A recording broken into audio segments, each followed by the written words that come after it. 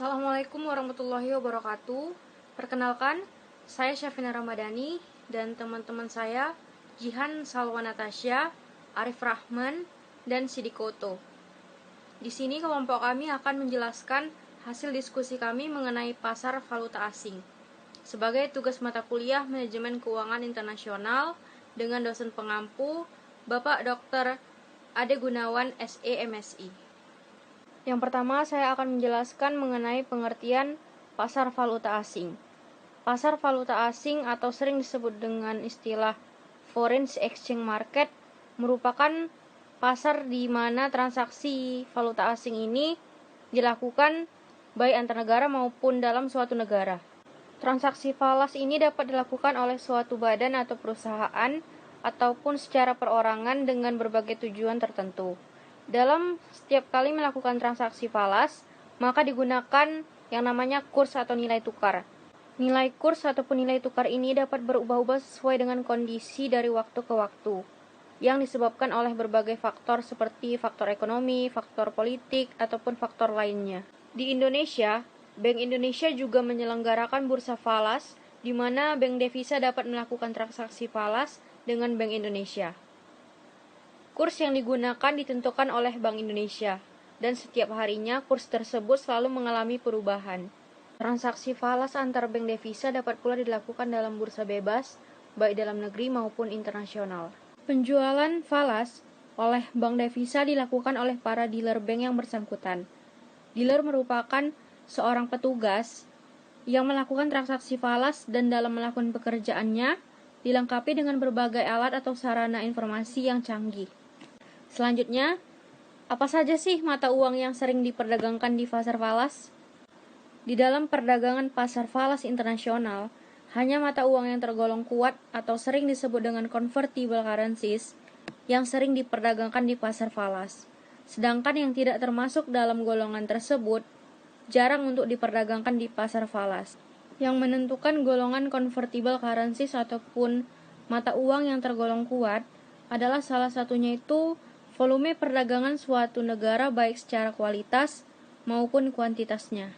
Adapun beberapa mata uang yang termasuk ke dalam golongan mata uang kuat, yaitu ada pound sterling Inggris, dolar Amerika Serikat, yen Jepang, Deutschmark Jerman, dan dolar Singapura. Adapun golongan mata uang yang kedua yaitu golongan mata uang lemah atau soft currencies. Mata uang yang tergolong lemah ini jarang untuk diperjualbelikan di pasar falas.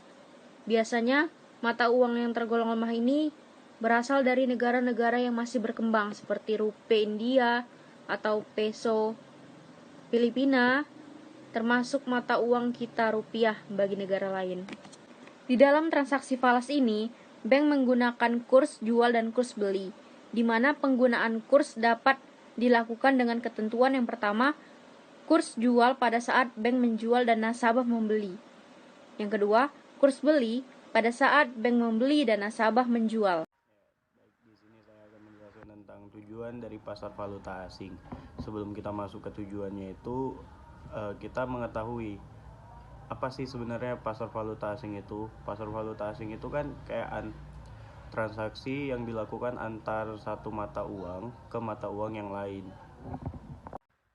Baik, di sini saya akan menjelaskan tentang tujuan dari pasar valuta asing. Yang pertama itu ada sebagai transaksi pembayaran. Yang dimaksud dari transaksi pembayaran ini tuh sebagai alat transaksi, tapi dia itu antar mata uang, ibarat dari rupiah ke negara lain, atau bisa dibilang sebagai ekspor impor, yang mana sebelum melakukan transaksi ini itu ada disetujui oleh dua perusahaan antar negara tersebut sebagai kontrak untuk menentukan itu pembayarannya mau dipakai mata uang yang eksportir atau importir gitu. Nah, selanjutnya itu ada untuk mempertahankan daya beli. Yang dimaksud dari sini tuh kayak untuk meningkatkan ekspor sehingga barang-barang kita di luar negeri itu menjadi lebih kompetitif. Dengan melakukan devaluasi, maka nilai tukar rupiah diturunkan terhadap mata uang yang didevaluasikan itu. Tapi bagi pemegang rupiah di dalam negeri justru nilai tukar uangnya tuh terhadap mata uang asing malah menjadi turun. Akibatnya daya beli pun menurun jika dibandingkan falas tersebut. Begitu. Makanya jadi dia tuh bisa mempertahankan daya beli. Selanjutnya yang ketiga ada mengirim uang ke luar negeri. Mengirim uang ke luar negeri ini salah satu jasa yang disediakan oleh pihak bank untuk mengirim uang ke luar negeri. Nah, sarana ini itu bisa dilakukan dengan cara kita langsung pergi ke banknya, menjumpai tellernya dan transaksi di sana bisa. Dan juga menggunakan m-banking juga bisa. Dan pengiriman ini tuh dilakukan dengan menggunakan mata uang negara pengirim ataupun yang dikirimin, itu bisa.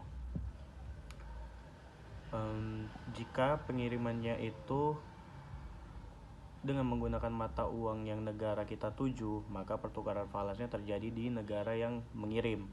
Demikian pula jika pengiriman dengan menggunakan mata uang pengirim, maka transaksi falasnya terjadi pada negara tujuannya yang dikirimin. Gitu. Terima kasih. Assalamualaikum warahmatullahi wabarakatuh.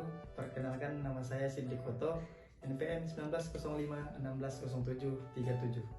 Baiklah, di sini saya akan membahas materi tentang valuta asing, yang mana saya akan melanjutkan materi tentang tujuan valuta asing. Langsung saja kita bahas ke materinya. Yang pertama ada mencari keuntungan. Yang dikatakan mencari keuntungan di sini ialah bahwasanya nasabah dapat menabung dalam bentuk deposito falas atau giro falas. Lalu apa sih deposito falas itu? Deposito falas itu ialah simpanan berjangka dalam mata uang asing yang penarikannya dilakukan dalam waktu tertentu dengan bunga yang menarik dan keuntungan lainnya. Lalu kita lanjut ke rekening giro falas yang disebut penarikan yang hanya dapat dilakukan dengan kwitansi yang dibubuhi dengan materai secukupnya sesuai dengan peraturan perundang-undangan yang ada. Adapun keuntungan lainnya yang diperoleh dari suku bunga nasabah dan keuntungan lainnya yang diperoleh dari kurs yang terus-menerus meningkat.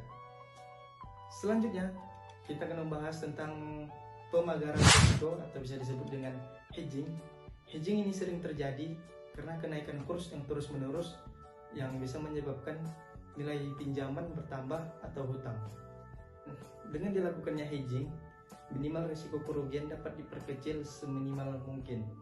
Jadi misalnya gini, untuk meminimalkan risiko tadi, contohnya saya kasih si A mempunyai utang terhadap si B, yang mana utang ini senilai 5.000 US dollar dalam jangka 1 tahun yang dikontrak dengan kurs 1 tahun itu senilai 1 dolarnya setara dengan 2.000 rupiah. Dan apabila terjadi tahun depan kurs tersebut memiliki kenaikan, yang mana artinya pada tahun setelahnya satu kurs itu senilai 2.500 rupiah. Nah, jadi di sini yang tadinya si A sudah mengkontrak bahwasanya 1 US dollar sama dengan 2.000 rupiah.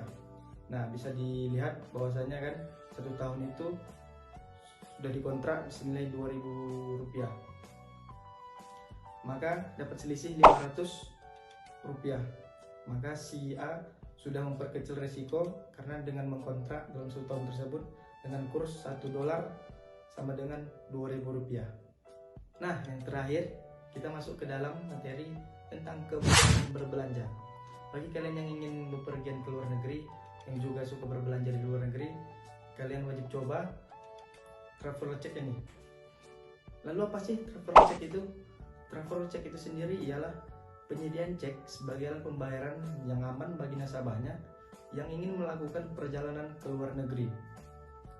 Jadi, dengan membawa travel check ini, nasabah dengan mudah berbelanja di berbagai tempat maupun di berbagai negara dengan nominal mengikuti kurs yang berkembang pada negara tersebut. Baiklah, sekian materi yang saya bawakan. Mudah-mudahan bermanfaat bagi kita semua. Sekian dan terima kasih. Wassalamualaikum warahmatullahi wabarakatuh. Assalamualaikum warahmatullahi wabarakatuh. Nama saya Jihan Salwa Natasha, NPM 1905160708. Di sini saya akan membahas jenis dari valuta asing. Dalam jual beli antara bank dengan nasabah seperti banknote, traveler CQ, rekening giro falas atau deposito falas yang penyerahannya dapat dilakukan pada saat transaksi dilakukan. Namun, untuk transaksi falas yang dilakukan dalam perdagangan internasional, tidak selamanya penyerahan dapat dilakukan pada saat transaksi. Mengingat jarak yang relatif jauh, perbedaan waktu, serta volume transaksi yang besar, walaupun transaksi ditutup secara tunai atau spot. Oleh karena itu, ada 3 macam jenis transaksi yang dapat dilakukan, yaitu yang pertama transaksi tunai atau spot transaksi, yang kedua transaksi tunggak atau forward transaksi, yang ketiga adalah transaksi barter atau swap transaksi. Dua transaksi tunggal atau forward transaksi. Berbeda penyerahan antara transaksi spot dengan transaksi forward. Dalam transaksi forward disebut juga forward kontrak, penyerahan dilakukan beberapa hari mendatang, baik secara mingguan ataupun bulanan. Transaksi forward sering juga disebut transaksi berjangka karena memiliki jangka waktu tertentu. Kurs ditetapkan pada waktu kontrak dilakukan, akan tetapi pembayarannya beberapa waktu mendatang sesuai dengan jangka waktunya. Akibat dibayar dengan jangka waktu, maka rate yang digunakan dalam transaksi forward lebih tinggi jika dibandingkan dengan transaksi spot. Transaksi semacam ini disebut premium, dan bila yang terjadi sebaliknya adalah diskon. Transaksi forward sering dilakukan untuk pemagaran risiko atau hedging terhadap fluktuasi tingkat pertukaran exchange rate. Sebagai contoh, jika seorang importir ingin menjamin pembayarannya dalam mata uang yen Jepang tanpa adanya kenaikan nilai tukar, maka dapat diatasi dengan transaksi forward kontrak. Dengan demikian akan terhindar dari kenaikan kurs yang terus naik atau dapat diminimalkan kerugiannya. Selain itu, transaksi forward juga dapat menjamin nilai tagihan bagi eksportir di masa mendatang.